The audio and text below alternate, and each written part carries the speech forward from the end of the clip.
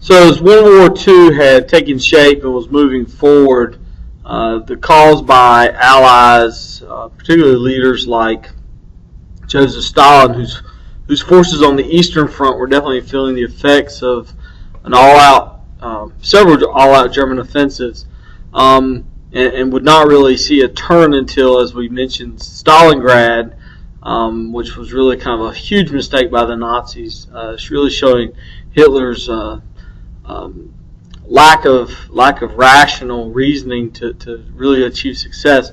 Nonetheless, but the call of a second front, particularly once the Americans entered the war, really just kept going.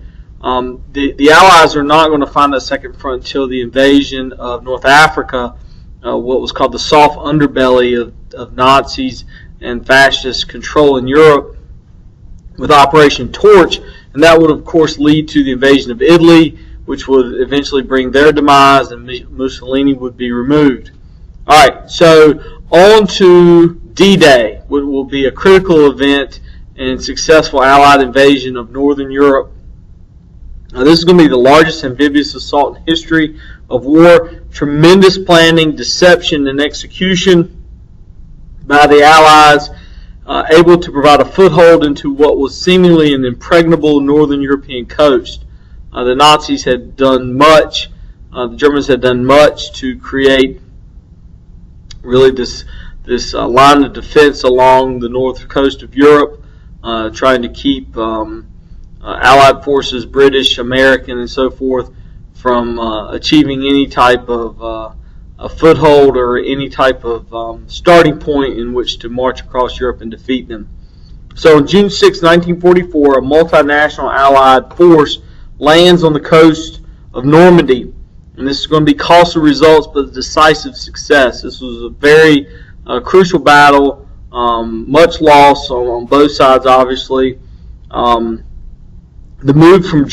move towards Germany now would begin, and Allied forces would sweep across the holdings here in France and on to Germany. One last effort, beginning in 1944, the winter of 1944, and through the early months of 1945, will be what is referred to as the Battle of the Bulge. This is a German offensive at within the forest of East Germany, western France, the Low Countries.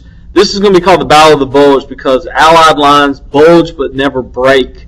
And this was really the last-ditch effort by the Germans to stop this Allied advance from the west.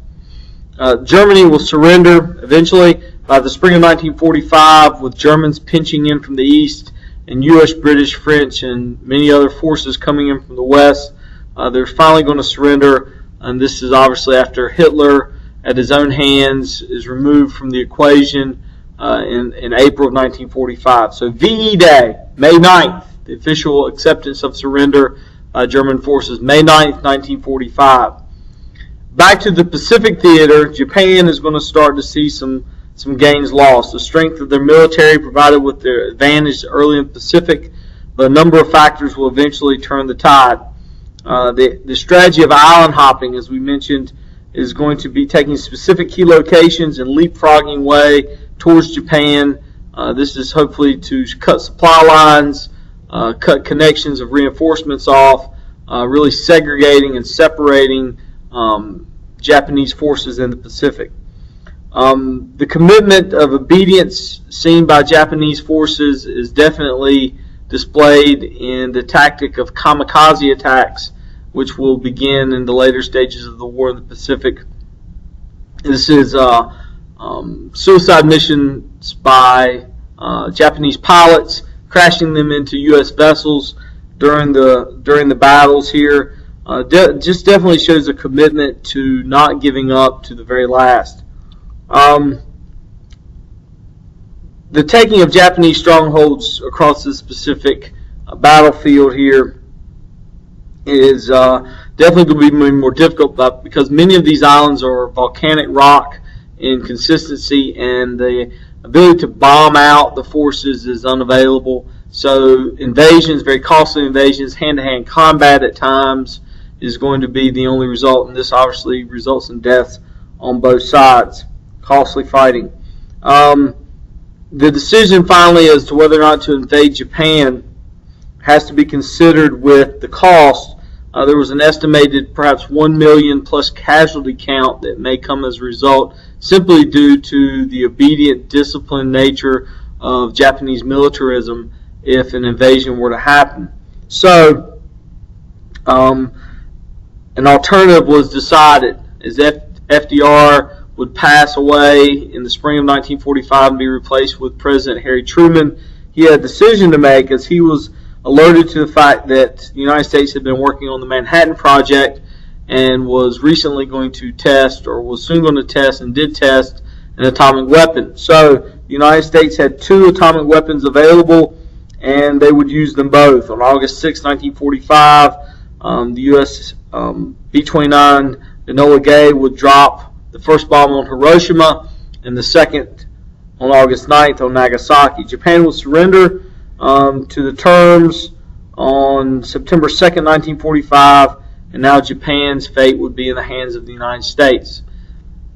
The adjacent story of Nazi oppression, however, against minorities runs right alongside this story of war in World War II. They were trying to remove the undesirable factions or factors of a population, and this event is known as the Holocaust.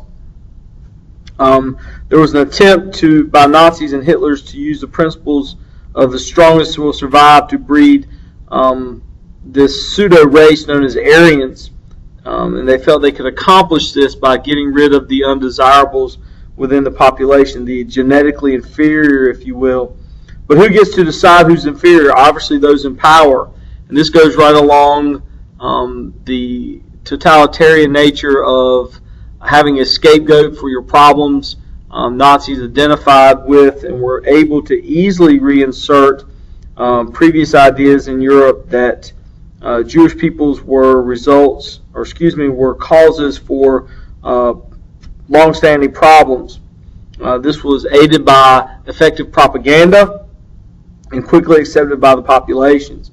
A strict set of laws, which would be known as the Nuremberg laws, to oppress, identifying and allowing for the seizing of Jewish assets by forcing Jewish peoples to first identify themselves with the Star of David and then moving into the ghettos, which was really a vestige of the past here from the Middle Ages, segregating them from the population, and then of course to concentration camps.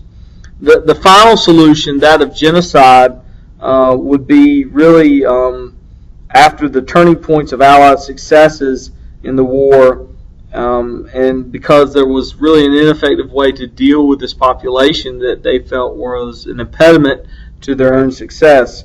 So turning to the death camps and genocide would provide some of the worst images of humanity in history. What to do once all of the war is over? It's really important that the Allies realized to rebuild this time really meant more involvement instead of just placing blame.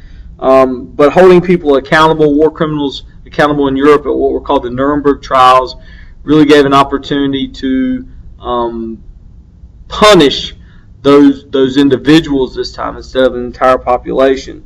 Rebuilding Europe with the Marshall Plan, the United States asserted itself not only to help Europe regain its position, but also to stop the spread or advance of Soviet communism. More on that later. The United States would insert itself into Japan's affairs with a demilitarization, yet also a democratization, providing them with the support necessary to create a democratic government. Yet the new dangers are quickly identified, and the United States and the Soviet Union are going to quickly be the superpowers left standing to square off in what the 20th century will know as the Cold War.